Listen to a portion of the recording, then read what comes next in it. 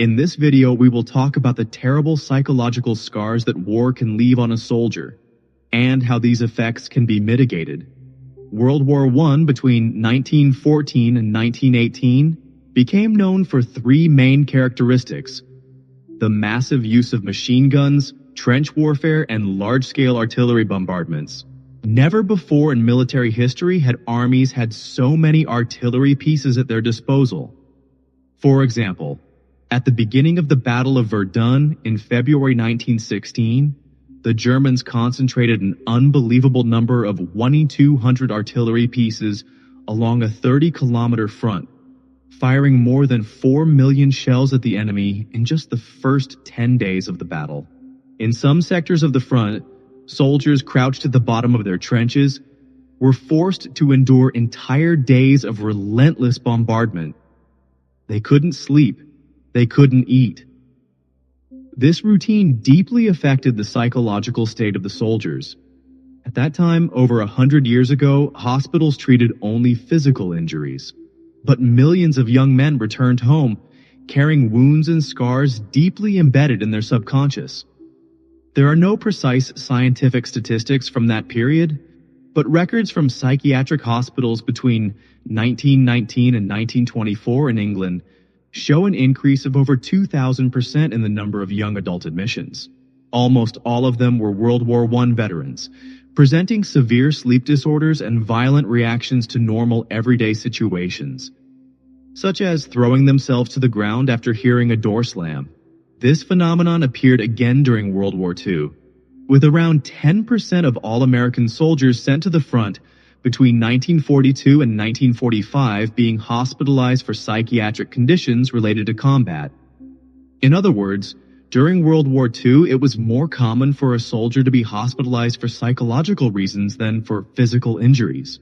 In the second half of the 20th century, even though it was already known that these symptoms were directly linked to traumatic war experiences, the term post-traumatic stress disorder, known as PTSD, only began to gain popularity in the 1970s, thanks to psychiatric studies conducted on Vietnam War veterans. This condition was officially recognized as a psychiatric disorder in 1980.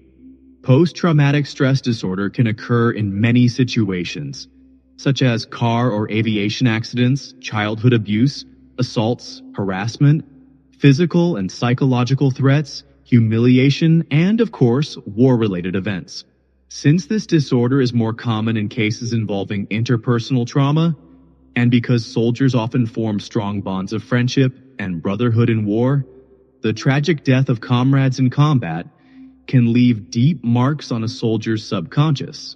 Practically all military personnel exposed to some level of combat stress return home with some type of psychological disturbance. The intensity and duration of this condition vary greatly, depending on the level of stress the soldier experienced. There are cases where soldiers recover within days or weeks, showing no further signs of PTSD. But there are also extremely severe cases of long-term impairment, especially involving nightmares and violent reactions in everyday situations. The diagnosis and treatment of this condition in veterans is highly complex and requires an individualized approach for each case. Many veteran support organizations, particularly in the United States, carry out important work in providing assistance and recovery support. It is known, for example, that controlled exposure to firearms in a safe environment can be very effective in reducing this type of disorder. A type of work carried out by Chris Kyle, the most lethal sniper in American history, with 160 confirmed kills. After 10 years of military service and multiple deployments in Iraq, Chris Kyle, who was suffering from severe issues related to post-traumatic stress, began working with other organizations to help veterans facing the same problem, achieving significant success and national recognition. And it was at the hands of a war veteran that Chris Kyle was killed in February 2013 during a therapeutic shooting session in Texas. War, in addition to causing destruction and death, also leaves wounds in the soul and mind of every soldier. If you enjoyed the video and want to support the channel, don't forget to leave a like and share it with your friends. And if you're not subscribed yet, subscribe now and turn on notifications so you don't miss any updates.